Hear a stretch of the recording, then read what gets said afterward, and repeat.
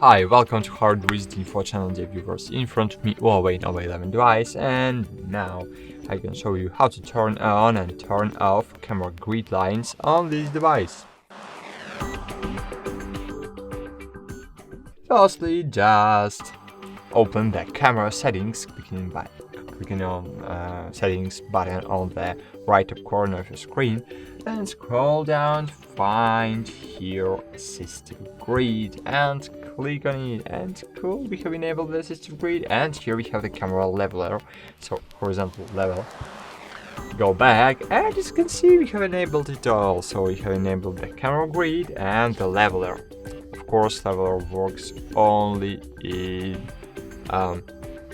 in this position of your device, not in landscape, but in normal position of taking photo. Cool.